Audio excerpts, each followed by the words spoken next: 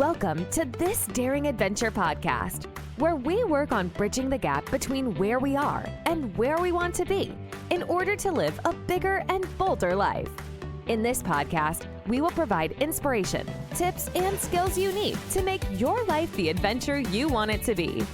Here's your host, mindset mentor, and life coach, Trista Gurton.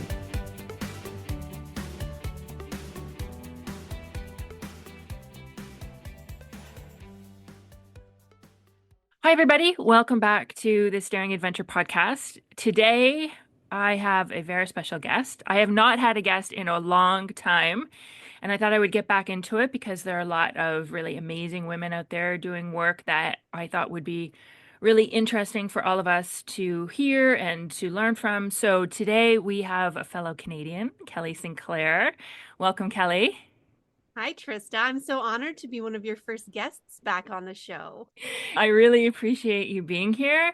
And I'm just going to tell people you are the CEO of KS & Co., a visibility coaching and brand strategy company dedicated to helping entrepreneurs build impactful, sustainable businesses.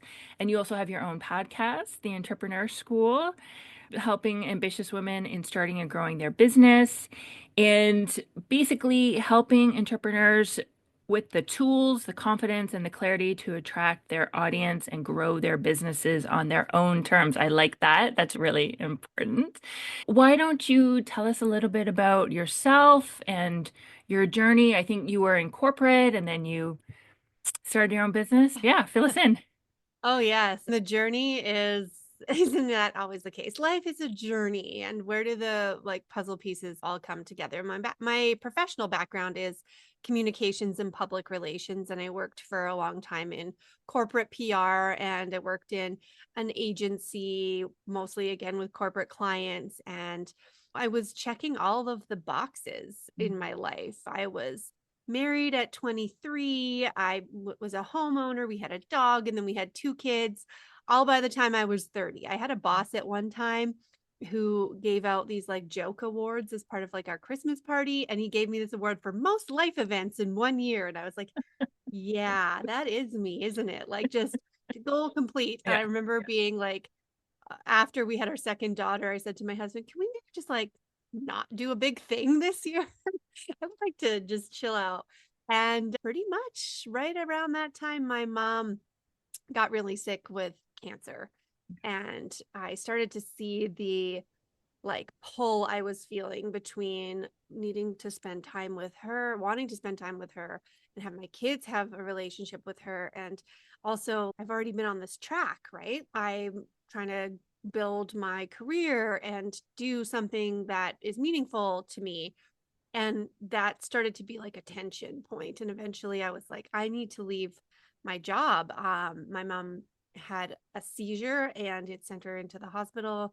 And I was like, nope, I can't do any more work. I have to take a leave of absence. And then unfortunately, only 8 days after I made that decision, we lost her. And I had anybody who has experienced loss that personally understands that phrase, life is short. And it's weird how I felt in reflection, I didn't really get the gravity of that until it happened to me and I experienced it. And I thought, I cannot continue doing what I have been doing for the last, especially since becoming a mom, the time with my kids. I was getting up at before 5 a.m., which I will tell you, I am not a morning person. Still to this day, I'm pull me out of bed at 7 and I'm still a bit ugh. Yeah. But we were driving into Calgary from this bedroom community I live in, basically. And I was drinking all the coffee.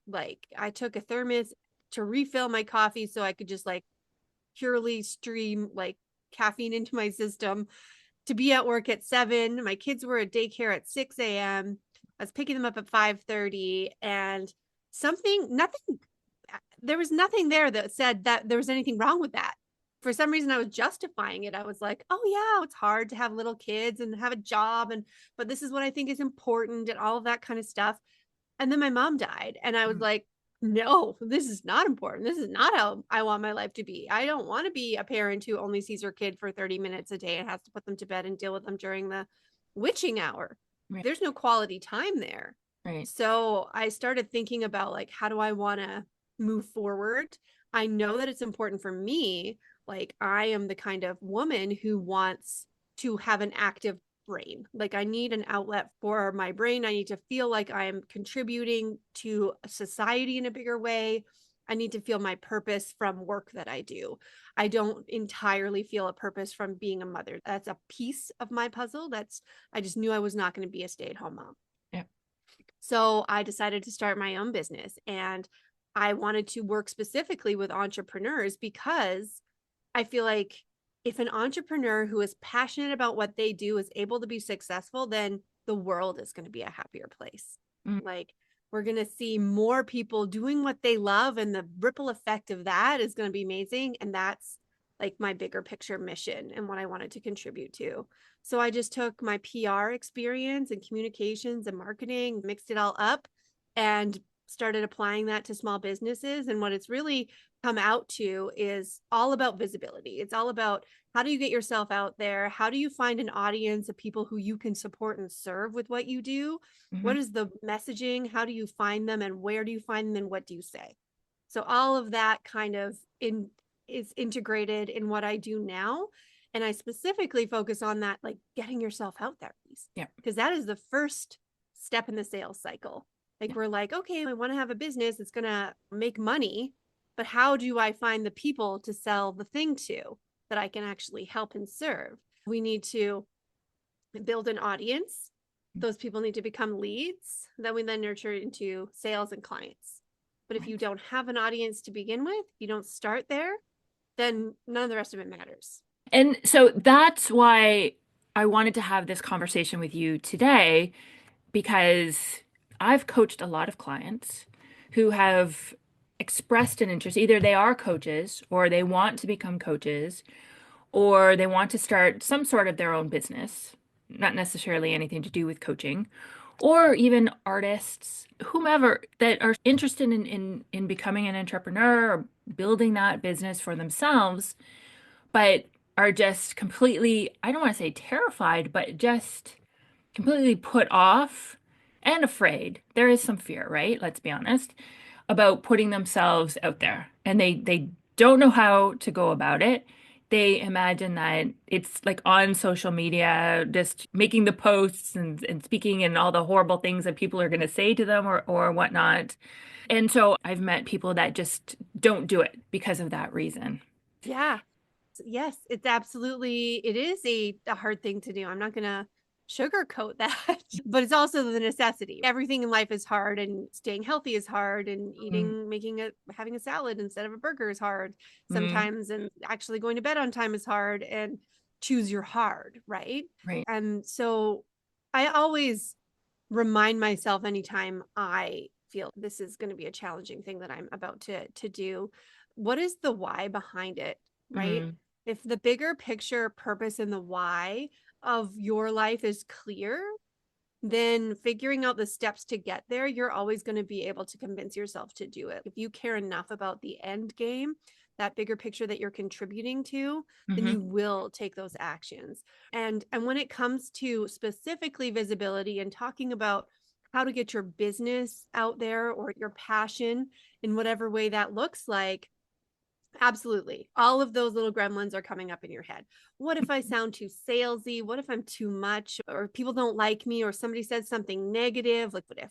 Yes, it's true. All of those things are going to come up.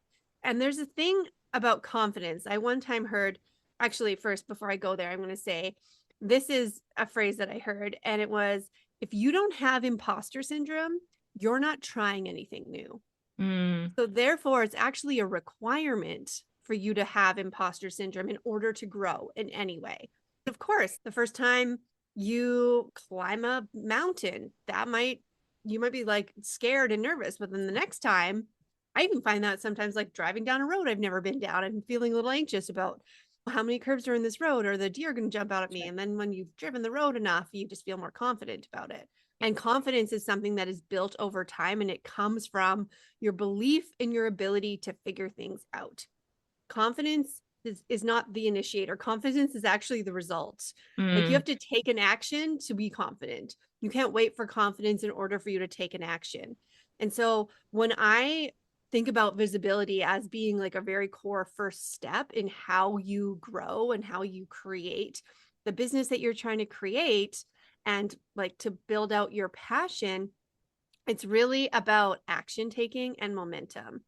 And so I have this model that I use that I trick myself with, to be honest. Okay. Whereas if you're frozen and you can't take an action, then you have to lean into the why to get yourself to take an action. You take that action, you're going to see results.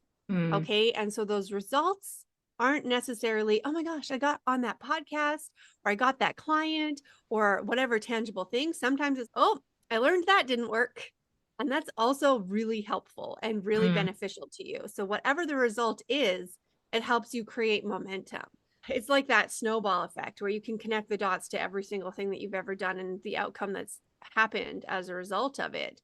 But for an example, like the momentum can make you do something else hard. I always feel like if I do something hard, I can do something else hard. Especially if I remember last year specifically, I was invited to be part of this online event, and I looked up some of the speakers, and some of them were like authors of books that I had read. And I thought, ooh, wow, Nice. like I want to be in this team. I want to be in this like space. And I had to have like, an interview with the person who was running it because we didn't know each other. We wanted to make sure we're on the same page and aligned, and that's all good. And once we had that conversation and she said she wanted me to be part of it, I was like, wow, that's so awesome. And then I like went and did a really hard workout right away because I was like, I'm going to take that energy and I'm going to put it over here. So that momentum can propel you forward, and the actions that you're taking really lead to more things happening and more bigger things. And if I could play this out for you, an example specifically with visibility, I teach a visibility like 10 minutes a day or less. This needs to be a habit in your life. This needs to be something that you do all the time because that's how you're going to get used to it. It's not going to be so scary anymore. And these things can be little bite-sized things, right? So first of all, visibility means somebody else knows that it happened. Okay. Okay, so it's not rewriting your course material or like listening to a podcast. It's like you reached out, you made a connection, you went to an event or you registered for one. Like it's involving other people. Sometimes it's as simple as, and I know everybody listening, you've got something on your to-do list that you just have been pushing. It's for some reason, I can't send that email to that person or whatever it is, it's challenging. So that's the thing I'm talking about. And we're doing something like that on a daily basis and recording it. In the summer of 2023, I didn't put my kids in summer camp. And it was the first time. And I was like, oh my gosh, what's going to happen? They're going to be interrupting me all the time. I'm not going to be very focused. And I know that if I let that happen all summer without some intentional effort in building things up, September is going to come and I'm going to be like, feeling like I'm starting from scratch. So you have to have a little bit of foresight. I call this the future you mindset. This is also how I make myself meal plan every week because I don't like doing that either, but I want to eat like healthy food and I don't want to get to Thursday and be like ordering pizza. Yeah. So future Kelly is so happy when Sunday Kelly writes out the meal plan. So that's how you trick yourself to do it. And you're like, hey, if I really want to be where I want to be in 2 months or 3 months or 5 years or whatever, then I'm going to have to start moving this ball forward right now. Yeah. And for visibility, it can be as simple as that 10 minutes a day. So I was like, okay, of course I have a PR degree. So I'm going to start with something a little bit bigger. I'm like, I want to tell the media about my podcast because I just had launched the podcast that year. And I thought it's a great resource and people should know about it. And I'm going to, even though it's something I'd done for my clients all the time, I do lots of media. But when I'm the one in the spotlight, all of a sudden it feels harder, right? It feels, ooh, I had to get Chat GPT to help me write the release so I could make myself sound as good as it would objectively make me sound. Yeah.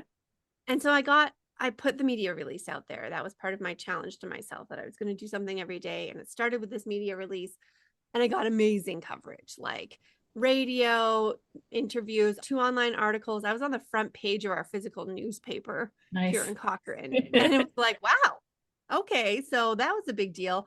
And since it was about my podcast, I saw the podcast like stats spike. And then I got this guest pitched to me who I was like checking out, and I see this person is just done this big event, like 6,000 people at a stadium. Ed Milet was part of it. And I was like, I will talk to you. Also, he like owns a helicopter, so he's probably figured something out financially. Then I have this like podcast interview with him, and he's goes, oh yeah, I'm just going to be on the Joe Rogan show next. And I'm like, because this is like the Joe Rogan show. For whatever reason, he ends up on my podcast, and I have this really great conversation with a multimillionaire about business and about success and what it means and all of this stuff. And it was fabulous. Yeah. Go back in the archives of Entrepreneur School and you'll find that. Yeah, I'll interview. take a look. But that just led to like momentum. I was just feeling so jacked up after having that conversation. I was like, what else can I do? And then I saw a friend was part of this event in Nashville. She was just advertising this event was coming up in Nashville. It was for podcasters. And I thought, I'm going to apply to speak at that. I pitched myself as speaking about PR for your podcast and this whole case study of everything that's like momentum that's built out of it. And I got myself on stage in Nashville last year because of that. Nice. And that like the ripple's still going, like the people I met in the room there, the relationships, the collaborations, the future other podcast interviews and everything that came out of going there, like it really is all connected. So Nice. if you think about the power, and sometimes this is the great thing, Trista, we are like, what's going to be the best ROI? What's going to be the most strategic thing to do? And I hate to say it, but in marketing, it's really hard to know. And sometimes you can't even track it necessarily back to what it actually was like. But in this case, that momentum builds. And I think part of the benefit, not just the, did I get on a podcast? Did I get email subscribers or whatever the tangible things are that you can actually track, is every single time you take an action, you build your confidence. You get more confident, you get more clarity, you're able to like do things that you never thought you would ever possibly do. And it all started with one little thing, and you just let it build up and build up, and amazing things come out of it. And I think I always had the fear of, what are other people going to think? What are other people going to say? You know, what you hear so much about haters, and you get the comments and all of that. And I think there's also the unknown, right? Like you're just putting yourself out there, and it puts us into this fight or flight response, right? Our brain just, especially if we've never done that before, our brain just can't handle that. But I think what I've learned, because I remember this very clearly, with my first Instagram post or Facebook post or doing my podcast like this, is it's never as bad as you think it is, right? And most of the time people are probably most of the time people aren't going to really notice too much, especially when you're first starting out, it goes out into the void. But then people are usually very supportive and very kind. And I think we go to this worst case scenario, but it doesn't necessarily happen like that. A couple of comments about that. First of all, yes, everybody is selfish in the world. So nobody's actually paying attention. So on one hand, you could say, what would be the point of putting myself out there if nobody's paying attention? And then when I first started trying to really put myself out there years and years ago, I committed to doing a live video on Facebook every single week.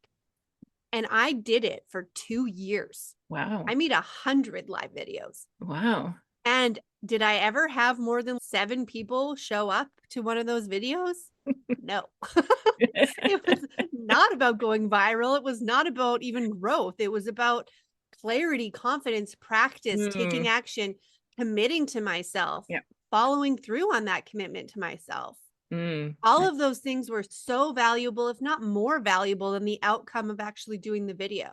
Right. Which it eventually, that specific practice got me to a point where I can now create my own podcasts and just do full like stream of consciousness, create a podcast or have this conversation with you with very little preparation. And so that in and of itself is very valuable. And the other thing you're saying about what are other people going to say, I will never forget. So I used to work in corporate PR in Calgary. So oil sands, pipelines, energy, all the things that are contentious if you start talking about public opinion. Yeah. Right. And we're trying to figure out how do we like, what conversations do we need to have? What messaging do we need to figure out? We had a Canada-wide survey done by like a Leger, big research company, talking about like public perception on pipelines. And they broke it down into 4 categories. The people who were like strongly supportive, people who are somewhat supportive, somewhat against, and then strongly against, right? And you would think based on the media and what you hear that there's what percentage would you say is in that strongly against category? You live in Canada, you understand this industry a little bit. Yeah. I don't know. I think it would be quite high, no? Like 50%? I don't know. It was 12. Oh, wow. 12%. And I thought that is mind-blowing to me. Like the 12% people who are strongly against something, they're just the loudest. And they're the ones that chain themselves to gates, and they're the ones that do all these things. And the people who are strongly supportive of things tend to not bother. It's not hurting them. It's only people who have like issues or challenges or are against something that actually take an action to stand up for it. And so if you think about contributing your own commentary into whatever it is that you're talking about, mindsets, about business growth, about those kinds of, who's even going to say something bad? And if they do, that's their own thing. True. Right? We don't need to listen to the loud people. Yeah. We are here for the people who we are here for. And that's another really important part of understanding like communication, is that you're not for everybody. And we have to really accept that we're not here to put something out and hopefully everybody likes it. It's actually beneficial for people to go, oh, that's not for me. And then they go away. And you don't have to have that conversation trying to convince them that they should join your program or believe what you believe or whatever. That's not what it's about. Like, you believe what you believe, and you're going to step into that with confidence. You're going to attract the right people into your world. Yes. And that's the magic. Yes, it's true. I always think my stuff is so good. Why don't people want it? And every time I send out an email, I get unsubscribers. I'm like, that email was really good. Why do they want? But you're right. Not everybody, and that's a good thing too, right? You just want those people that are going to be really interested in. And definitely don't look at your unsubscribes. That's just a hole you don't need to go down. Okay, so let's go back to the 10 minutes a day idea. And I think especially one of the things I find for myself is that I don't know if it's a shiny object syndrome where somebody says, oh, you should be on LinkedIn, or you should do this and do this. It's really difficult to focus. And do we need to just focus on one or two, or what's your recommendation for people starting out? So that's a great question. And it's definitely a lot of people's question. And shiny object syndrome is 100% the enemy of like progress. And like I said before, marketing, it's hard to tell what the best ROI is going to be. And I just don't subscribe to any kind of cookie cutter plan. For every one of my clients, we create a customized visibility strategy that's going to work for you. And part of what's going to work for you is, one, we know who your audience is. So we know where to find them and the best methods for that. There are some definite connections between, like, don't be on Instagram if your target market is 70 years old. Just don't do that. But the other piece is, what's your strengths? What are your personal strengths? Are you into speaking? Do you like podcasting?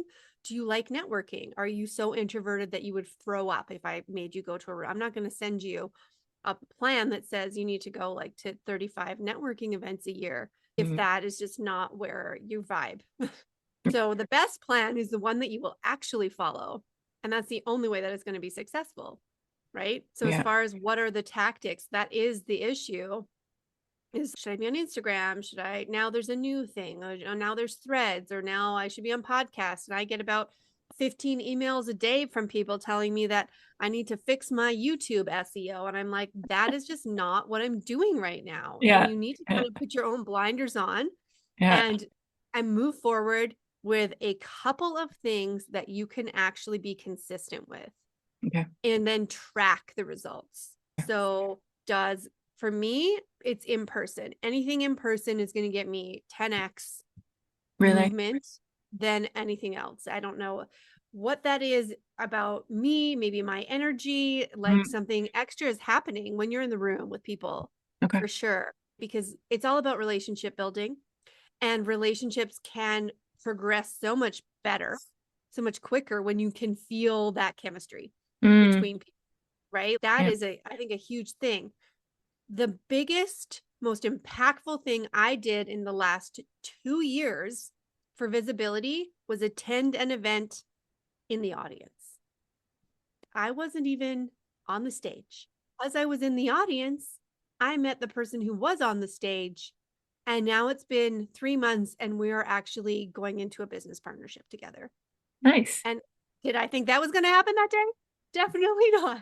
I did not see it coming. It wasn't like that was my intention. I just thought I'll go, we'll connect with these people. And she hired me. And then now we're like figuring out what working together on a business partnership would look like. Nice. And so I think that's the exciting thing too. Like on one hand, I know that you want a recipe. I know that you want the formula and the exact blueprint to say this is exactly what you should do. But sometimes it's the surprise result that comes from the little thing that you didn't even know was going to happen. And that's what's magical about it. You have a goal, you have a focus, you have an intention. It's all contributing towards your overall visibility, your overall audience building. But it might just be that one thing, or it's the combination of everything that's happened up until that one moment that's led to why this is happening now. And I can't explain that, Right. you know? Just have to take the risk and have faith. And I guess it's a long game too, right? It's a marathon, not a sprint. It definitely is. It's something you always have to be doing. Like, Mm. even for businesses that are fully booked out, they're too busy. Like, there's a huge risk if you don't continue your visibility, your marketing, because where's your next client coming from if all of them just disappear one day? And then this isn't to put like fear into the factor, but it's just to like really demonstrate that visibility is like, it is a revenue generating activity. First of all, it needs to be a habit that you do on a daily basis, and it can be as simple as under 10 minutes a day. Okay. And yeah, you don't always know what the thing is that's going to flip the switch. Yeah. But it's the whole continuous movement, continuous momentum, confidence building, everything that's happening, all coming together, and then the magic. I would say that telling you exactly what to do is not even as beneficial as telling you that you just have to be doing something. Okay. I recently received an invite to speak. It's a virtual speaking engagement, and it's actually quite exciting. And it was not something I was looking for. And it's a fantastic opportunity. And I was thinking maybe I should have been doing this all along. Like maybe I should have been putting myself out there and whatnot. But just allowing myself that this is where I am now, and probably all of these things that I've been doing over the past few years has brought me to this space where now I am ready to take on that sort of speaking engagement. And I can build from there and not beat myself up or second guess or have any regrets about what wasn't doing before, but focus on what I can do today and going Oh yeah, that forward. hindsight, that's 2020, right? Yeah.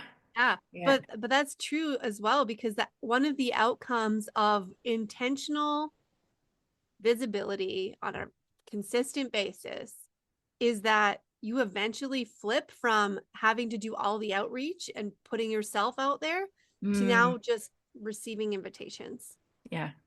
Like, you invited me onto this podcast. I have several other podcast and speaking opportunity invitations to respond to, rather than always going out and looking for things. And I guess the one thing that I didn't necessarily say explicitly is that the core to visibility is relationship building. And you're going to gain so much from strategically aligning yourself with the right people who will then support you. Like, I have one person who on almost a weekly basis, I get somebody saying, Allison recommended that we connect. She's just my cheerleader, an amazing collab partner. We support each other in that way. Nice. And that's what creates all the opportunities, rather than me like filling out all these forms, pitching myself. I don't even know the last time I actually did that. Whereas it was definitely part of what I was doing to get going, because you've got to get into all of the different circles, and then you've built a reputation, and now things are coming back to you. But as you said, it is a long game. You need to know that this is always part of what you do. But just like any habit change, it just needs to start small and grow from there. So I often recommend even starting 3 times a week before you even try to get on a daily basis. Right. And then you're building it in, and then you're going to eventually be doing multiple things a day, just because it's going to be easy. It makes it easier. Like, it's hard now. So is going to the gym. So is eating the salad, whatever it is that you're trying to do, but it will be easier because it's just going to be part of who you are. Yeah. And like you said at the beginning, definitely having your why. And I always tell my clients, like, you have to remind yourself daily of why you're doing this. And I think I also read it, I think it was The Success Principles by Jack Canfield, but I could be wrong. But basically, if we have something that can help people, we have an obligation to get out there and to serve and to tell people about this and to offer that service and that value. And I feel that very strongly about coaching. I know that it changes lives. I know that this is really important work. Taking the focus off of me and getting this message out here, letting people know, giving them that value and offering my services is really important. So I think that goes across the board. No matter what you're doing, you're offering value, you have something important to contribute. So focus on that and keep your focus there. Yes, exactly. That is that sales hack, right? You're not selling, you're serving. How would you feel if somebody did what you did, not as good as you do it? What's the outcome going to be for that person who's receiving that service just because you didn't show up and put yourself out there? Kelly, thank you so much for your time. You have any closing words of wisdom or anything you want to share with the audience before we wrap up? Yeah, I would just encourage everybody to remember that growth comes when you put yourself outside of your comfort zone, right? And anything that is meaningful and important is worth the short-term pain for the long-term opportunity, and how that's going to help you to feel as a person, like this happiness ripple effect that I was talking about, that if I can help you to be more successful in what you're passionate about, like the energy level goes up, the happiness goes up. I love that. And the same for when you're able to do what you're doing, those people are going to benefit, and then it will just keep continuing. And so I also will say, for anyone who has a business who's looking for just the thought starters, how to get started, what are the things that I could be doing? How do I do these 10 minutes a day? If you go to ksco.ca/gift, you will see my toolkit of 30 plus proven visibility strategies in a calendar format that you can literally like just plug it out and make yourself do it. Just follow the steps. Like, it's already there. Some of them are already there. Here's a prescription. You want to start here, figure it out and track it all and see what works for you. It's not all going to work for you. And that is the thing, is right. Take what you need and leave the rest. Feel into what feels like the right thing for you to be doing, and just stay really focused on it. Try to avoid the shiny objects that are coming your way if they're distracting you from actually doing what you're trying to do. Great. Thank you. And we'll put all that information in the show notes so people can find you easily. But thank you so much for your time, Kelly. I really appreciate that. And we talk about visibility and business strategy all day long on Entrepreneur School podcast. Yes, absolutely. I've subscribed to that podcast and I highly recommend it. So thank you. Talk to you soon, Kelly. Thanks, Krista. Thank you for listening to This Daring Adventure podcast with your host, Trista Gurton. We hope you enjoyed the tips and conversations on how to get excited about life again. As always, you can head to tristagurton.com for additional resources and to book a one-on-one coaching session. You can also follow Trista on Instagram at TristaVGurton. Don't forget to subscribe, rate, and review us on Apple Podcasts. Thanks again for tuning in, and we'll see you next time.